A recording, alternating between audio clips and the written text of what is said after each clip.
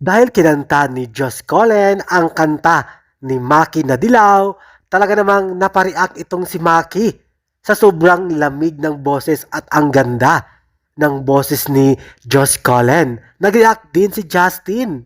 Narito at pakinggan muna natin ang cover, ang short cover ni Joss sa kantang Dilaw ni Maki. Alam mo bang hindi ka na sumukong puso ko? Sa paulit-ulit na pagkakataon na nasaktan, nabigo, mukhang delikado na naman ako. O bakit ba kinikilig na naman ako?